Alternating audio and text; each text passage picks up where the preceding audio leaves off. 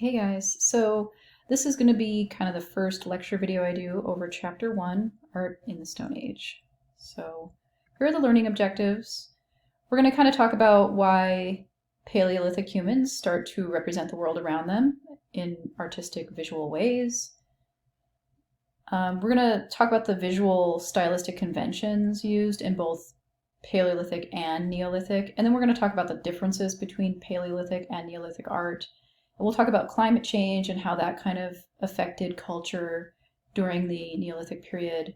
We'll talk about the monumental architecture during the Neolithic and also the appearance of narrative in art, which happened during the Neolithic as well. So those are kind of the things that we're going to be talking about. So here's the Paleolithic sites in Europe. This is in your book as well. So mostly in Germany, France, Austria, Spain, some in England and Ireland. And then these are the Neolithic sites. So more in the Mesopotamian area, Iran, Iraq, Syria, Turkey, that kind of area. So those are the two areas we're really going to be talking about in this chapter.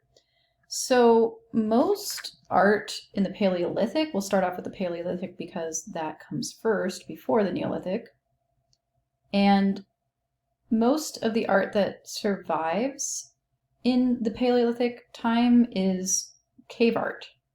So we don't have a lot of other types of art that has survived. It's just so long ago. I'm sure maybe they made other things, but they just didn't survive. But the paintings that they did inside of caves has survived the ages. And definitely the most famous that we're going to be looking at right now in this slide. Let me make this bigger so I can show you guys better.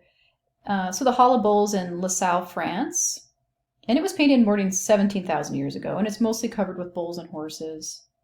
And the thing that's kind of confusing about this is that early Paleolithic humans that created this painting, or these paintings, didn't eat or hunt bulls or horses. It's not a staple food that they typically ate during this time. So it's a little confusing as to why they decided to only represent horses and bulls. And you might think that this is a depiction of a herd of animals, but if you look a little closer, you'll realize that it's probably not the case. So this herd is made up of several different species, which is not typical of a herd in the wild. And also, many of them are facing different directions, they're different sizes, and they're drawn using different techniques. So some of them are colored in, totally filled in colored silhouettes, and some of them are just outline drawings. So they have different styles that they're employing.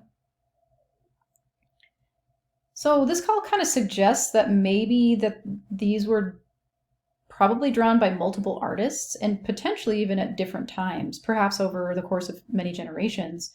And some people think that this might actually be part of kind of a ritual that the Paleolithic people did, potentially over many generations.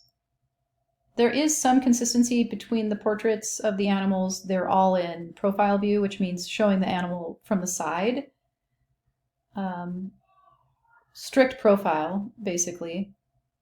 And except the bulls are a little different. They're actually shown in profile except for the horns. The horns you can see are, there's both horns are shown from the front, but then the head and the body of the animal are shown in profile. So we call that a twisted profile view. So the bulls are done a little differently because they're both in profile and frontal view. So it kind of shows us that the painters were not super concerned with depicting these animals in a realistic way. They just really wanted to show the clearest view of the bull. And definitely the bull's horns are definitely the most recognizable feature of a bull, so it makes sense that they wanted to show both of them to the viewer to clearly distinguish, hey, you're looking at a bull. So they're not concerned with realism. They're trying to really get the point across to the viewer in the clearest way possible. So humankind originated in Africa, and this is the oldest artifact that we found. And kind of proves that our ancestors were able to create pictorial images. So it looks like a human face, scholars believe, or historians believe, archaeologists, believe that this was made by one of our ape ancestors. I believe it would be Australopithecus, considering its age. It was made in 3 million BCE. So definitely potentially started with very long time ago, art started potentially with our ancestors, our ape ancestors. But what we generally call art starts around 40 to 30,000 BCE, which is the Paleolithic period. And humans went beyond the recognition of human and animal figures in the natural environment to the representation of these figures. So instead of actually being able to recognize these animals on the on the African plain, these people tried to grab a reed and some charcoal and draw these animals on flat surfaces or modeling them in clay. So this is really a huge achievement in the brain of early humans. Just shows how we were changing and advancing, and they're able to make art now, which is a huge part of being human, and it's probably one of the characteristics that really sets us apart from other species is that we make art. Oh, I guess I'll go back and talk about this. So this is a feline with human feet, found in Africa from the Apollo 11 cave. It was made in 28,000 BCE. And it's a composite human animal. So they think that it's a feline or lion body with human feet. So kind of part human, part feline. And it's also drawn in that typical profile view. You're going to see that a lot in this chapter in the Paleolithic and Neolithic art. A lot of profile view. And really the artist is concerned with just showing this creature in the clearest view possible to the viewer. Okay, so let's move on from Africa into Europe. This was found in Germany. And it's a human with a feline, potentially lion head, made in 40,000 to 35,000 BCE. And it's made out of woolly mammoth ivory. And this was found in Germany in 1939. It's carved from the tusk of a woolly mammoth. And it stands nearly a foot tall, which is actually quite large. This figurine is actually very large for the time period because Paleolithic people were hunter-gatherers.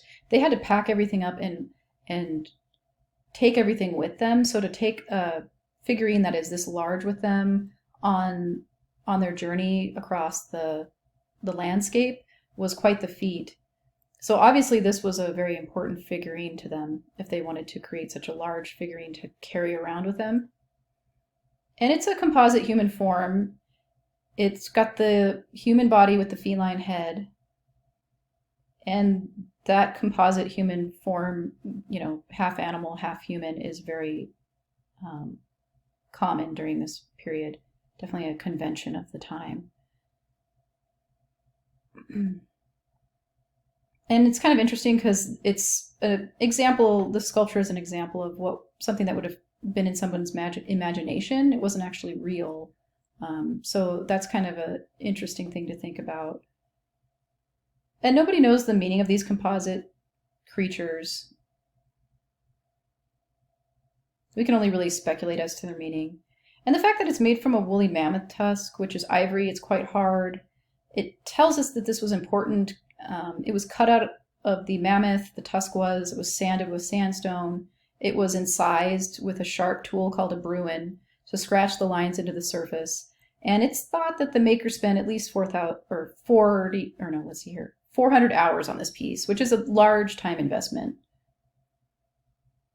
So it's definitely very important to the maker that they made it out of mammoth tusk or ivory and that they spent that much time on it. And this is another example of Paleolithic art. She's probably the most famous piece of Paleolithic art ever found.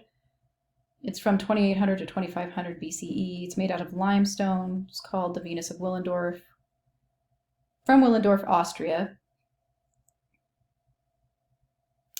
It has a very early date, and it's kind of unique because it does depict a human figure. Like I said earlier, Paleolithic people typically depict animals instead of humans, but when they do depict humans, it's always female typically, and they're usually always nude. And the Venuses these figurines are called Venuses because They're a lot like the Greco-Roman goddess of beauty and love, Venus, who is typically in a lot of paintings depicted as a nude woman. So that's kind of the person that found this started calling her a Venus because of that. But it's kind of misleading because we don't know if these Venuses actually represent deities or goddesses.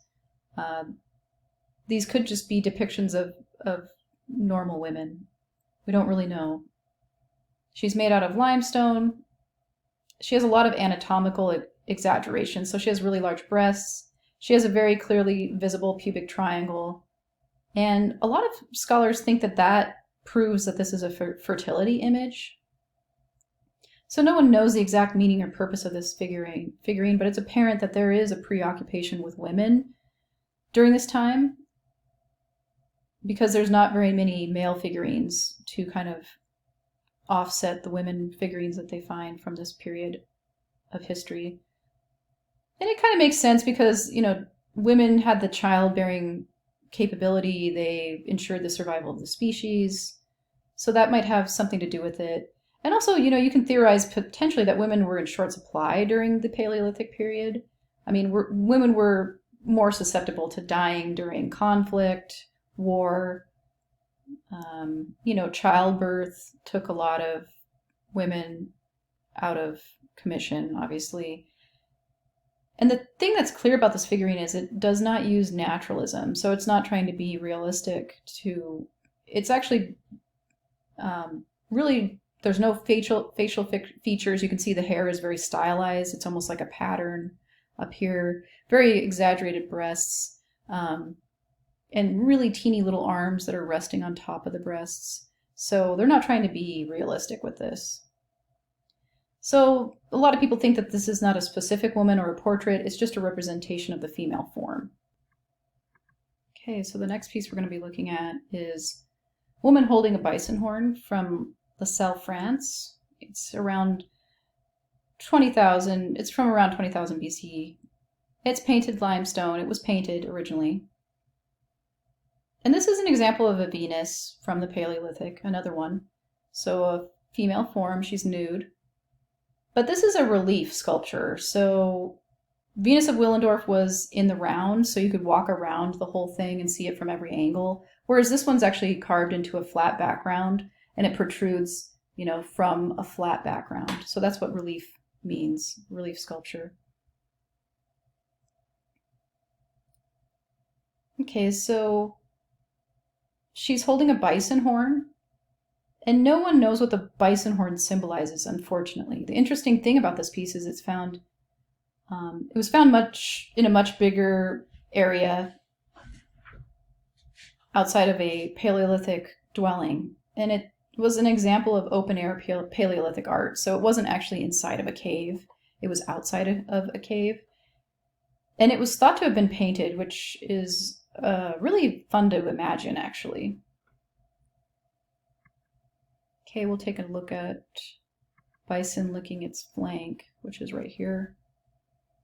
This is a bison sculpture made from reindeer antler, and it was found in La Madeleine, France, and it's part of an atlatl, which an atlatl was a device that they used to throw spears, and it threw the spear further with greater force. So the sculptor definitely used a sharp object or bruin to kind of incise or carve out these details of the bison's head and the hair. And the bison is pictured with its head turned, licking its flank. And the artist most likely did this because the size and shape of the antler forced them to. So the artist is kind of using the shape of the stone to determine the form of his piece of artwork here. So it's still in profile view, as you can see, because the head is turned. And actually, this is a little bit more realistic representation of bison horns, actually.